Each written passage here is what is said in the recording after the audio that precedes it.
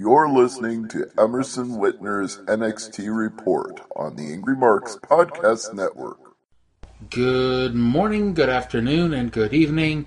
My name is Emerson Whitner, and this is your NXT audio update for Wednesday, August 12th, 2015, exclusively right here on AngryMarks.com. We are on the road to NXT TakeOver Brooklyn, which is only 10 days away, Saturday night, August 22nd, live from the Barclays Center in Brooklyn, New York. And tonight we crowned a brand new number one contender to the Women's Championship. We'll get into that. But let's start from the very beginning, shall we?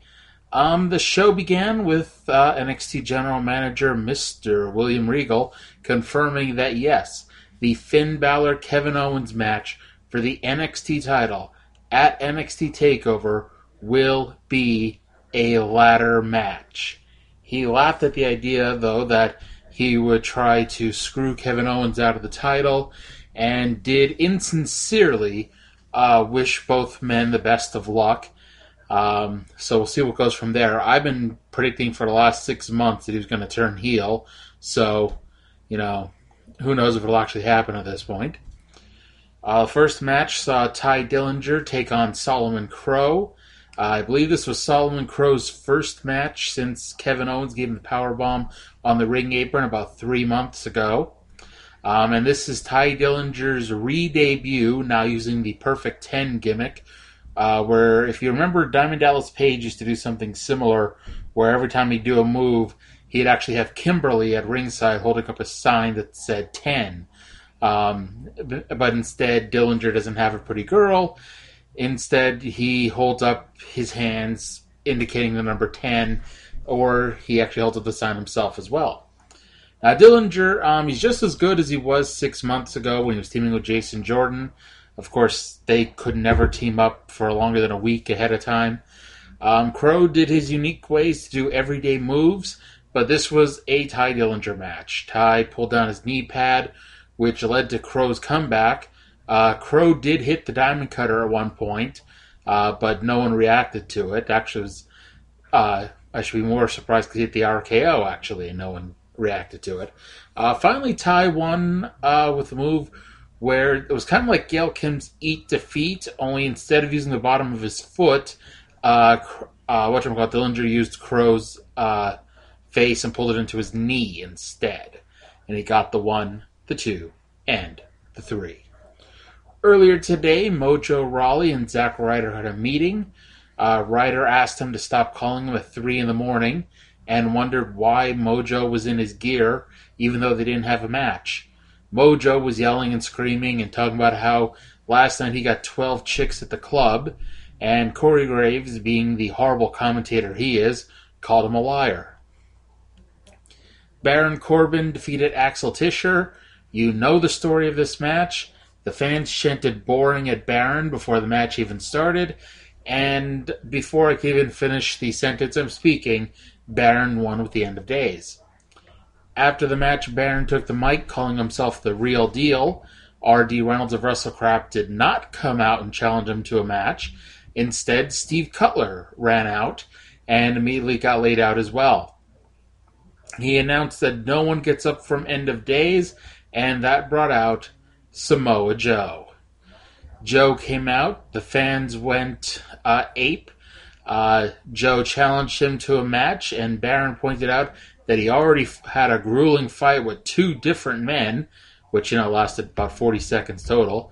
And Baron went to leave, and as he left, they slammed shoulders into each other. So Baron kicked his ass.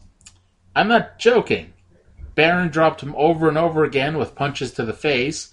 And finally, out of nowhere, Joe locked on the Coquina Clutch and choked out Baron. It was actually called the Coquina Clutch, and the announcers put it over as this vicious, legendary submission hold.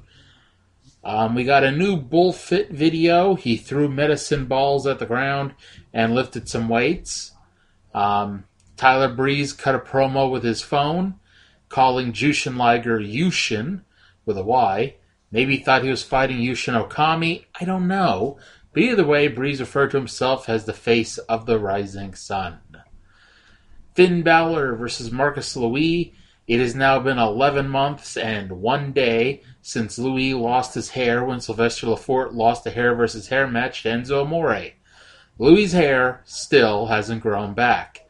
Him and Kurt Angle should really get together and talk to somebody about that sometime, because Kurt's going on 13 years now, and his hair hasn't grown back. These two actually had an actual match. It wasn't just a squash match, even though it was only about 4 minutes. Balor did hit all of his moves, hit the sling blade, the corner drop kick, eventually hit the coup de grace, and picked up the win.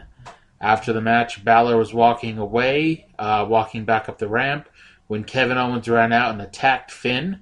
Kevin went for the powerbomb on the ring apron, but Balor got out of it, and he gave Finn the running drop kick, which sent Owens crashing through the guardrails outside. They did fight back into the ring, and Owens turned the tables on Finn, dropping him with a pop-up power bomb. Greg Hamilton was backstage interviewing the Vaudevillains. They vowed to have someone in their corner to take care of Alexa Bliss at TakeOver, and once they have her taken care of, that they would defeat Blake and Murphy for the NXT Tag Team Championship, which brought Alexa in, and she slapped both men for the second time. Wonder what's going to happen from there.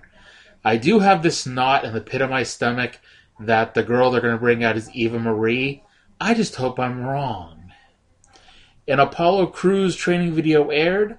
They showed him giving someone a standing suplex and doing a squat while holding the guy up. He will be sports entertaining at TakeOver in 10 days. And speaking of TakeOver, Samoa Joe versus Baron Corbin is official. They showed the WWE 2K16 Terminator commercial with Arnold Schwarzenegger going into the bar, running into Daniel Bryan and Eva Marie, etc. Did anyone else notice that it lists Dean Ambrose as the United States champion? I just noticed that now. And I don't know if they're just listing all their accomplishments, because I didn't read the screen when he was walking by Daniel Bryan, so maybe they do. But I just thought that was unique. Finally, in the main event, Bayley versus Becky Lynch in a number one contenders match. The love of my life, the boss, the women's champion, Sasha Banks, joined the announce table for this main event. And the winner, like I said, goes to TakeOver to face Sasha for the 7 pounds of silver and purple. The fans entertained themselves early by singing Becky's theme song. Corey asked Sasha what it was like to compete in the best city of the world, New York City. And shockingly enough to me, it was Rich, not Sasha, that brought up that the champ is from Boston. Corey Graves was especially annoying in this match, kissing Sasha's rear end. Mind you, Sasha has a very nice rear end, and if you're going to kiss a rear end, you might as well kiss hers. But hey, in the context of the match, Rich tried to put over how Becky's working over Bayley's arm, setting up the arm breaker. But Corey just started yelling over him, talking about how great Sasha's finisher is, which is all fine and dandy if Sasha was actually wrestling in this match. But she's not. If you ignore the announcing, this match was quite good and continued the storyline of Bayley overcoming all obstacles in her way. Becky went for a top rope something, but Bayley stopped her and dropped her with a Davey Boy Smith running power slam. Becky slapped on the disarmer, which is the arm breaker, but Bayley was in the ropes. Bayley blocked it when Becky went for the second time and won with a schoolgirl. So yes, at TakeOver, Bayley versus Sasha for the women's title, and the show ended with Sasha standing on the ramp holding the belt over her head while Bayley made motions about wanting to be champion. So that's it for another episode of NXT. Next week is the go-home show for TakeOver. And, if you're not tired of listening to me talk, check out the Wrestling Outsiders podcast, blogtalkradio.com/Wrestling Outsiders. Our show last night was recapping SummerSlam 2000. And that is it for me for now. Until next week, thank you for listening, and have a good day. You're listening to Emerson Whitner's NXT Report on the Angry Marks Podcast Network.